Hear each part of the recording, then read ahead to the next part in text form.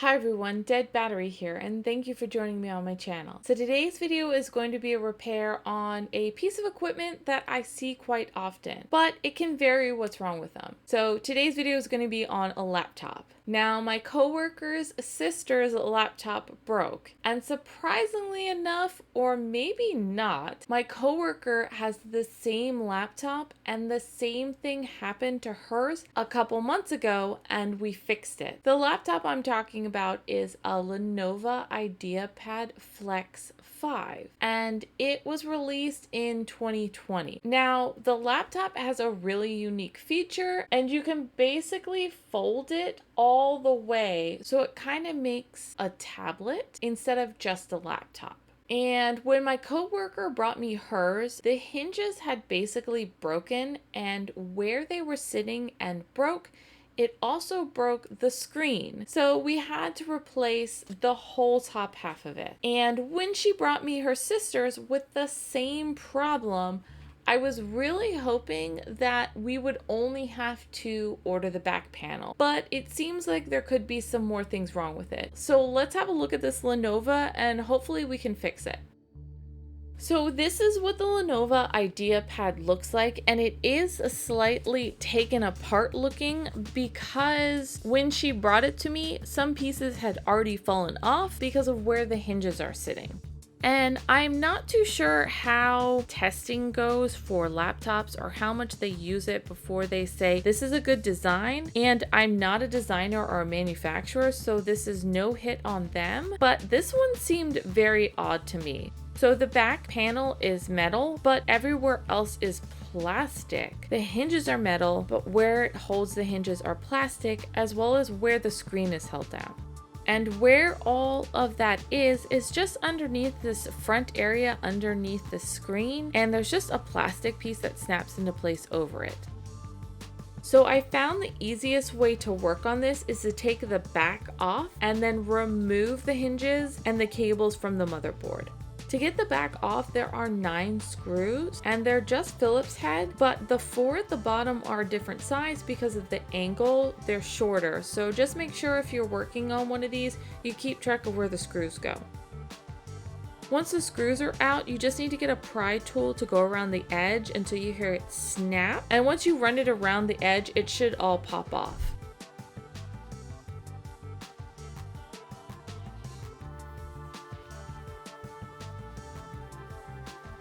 This is what it looks like on the inside. One of the ribbons is on one side and then the other one is on the opposite side, but it's not just an easy remove. It actually runs underneath the exhaust fan and the heatsink. You do have to go on the motherboard and remove the heatsink and remove the screws that are putting pressure down on the chip, and then lifting one of the speakers out of the way to get the cord out. I'm not too sure if you can just pull it out underneath, but I really wouldn't want to risk breaking it. To remove the hinges, it's just 2 screws on one side and 3 on the other because the back panel, some of those screw holes also help hold the hinges on the motherboard down, which I think is a pretty smart idea. I just wish more thought went into the top half of it.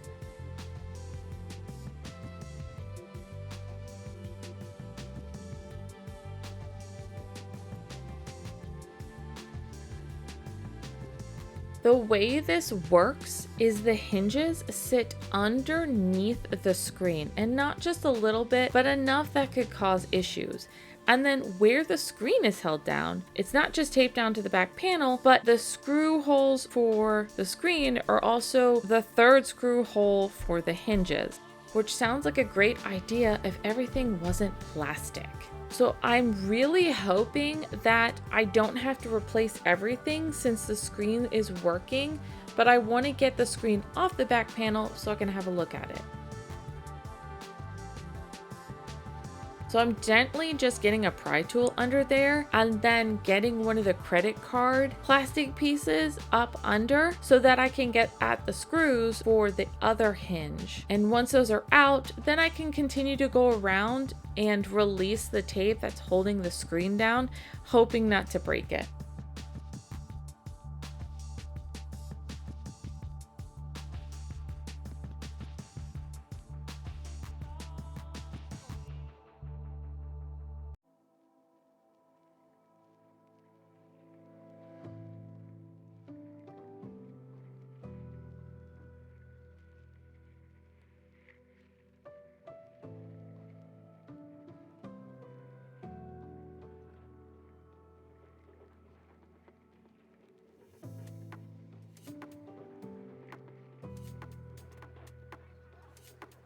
Once the screen is off, you can't just take it off. There is a ribbon that's attached to the back that held down to the back panel, and it goes from the screen to the camera at the top.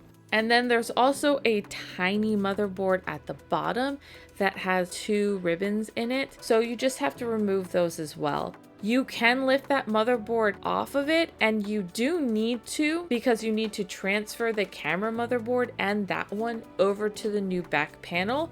It just depends on what order you want to do it in. Just be careful so you don't break anything. But after further looking at the screen, I realized that because 2 of the parts that hold it down also go to where the hinges were and the hinges broke, they also broke the screw areas for the screen. So I talked to my coworker, I explained the situation, and I told her that I could buy this screen off of her and just get a new screen for her because I didn't want to risk not having any way to hold it down. So once they both came in the mail, I could go through and start putting this back together.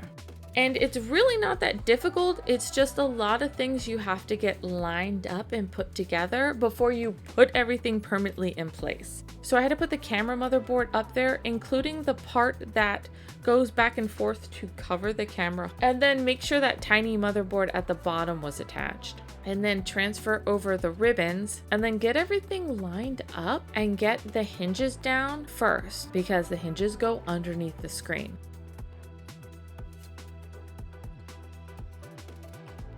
And then I did want to hook it up and give it a test to make sure that the screen didn't get broke in transport, because unfortunately they did not want to ship it here. I had to ship it to my mom's house in the States, and she thankfully shipped it to me.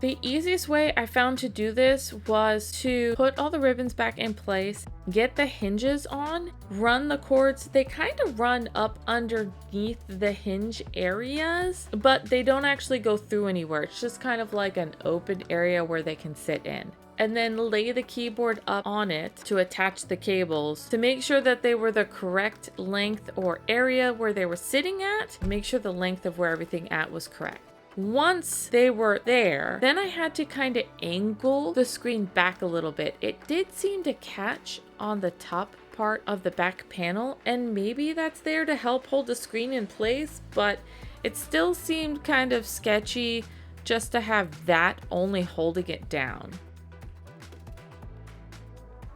So once I got everything lined up and the ribbons where I wanted them, I could just get my hand under there to peel off the protective film on the sticky pads that they had in there and lay the screen down. And then I could put the 3 screws in the screen. And then once that's there, I can pop the plastic cover over it. Once that's done, I can get the hinges on the motherboard, but they don't really lay in there. You kind of have to like lift it up and set it in place with the hinges and fold it all the way down and then get all the screws in. And I did have to lift everything back up to get that one cord that goes underneath the heatsink and the exhaust fan.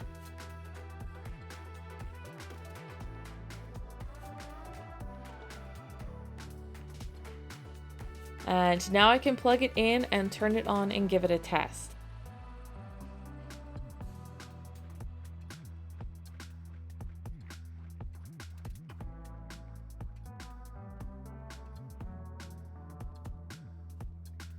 It turns on. The touchscreen works, but unfortunately I can't go any farther than this because I don't have any of the passwords right now to make sure everything works, but I will get with my coworker to test it more before I say it's good to go home.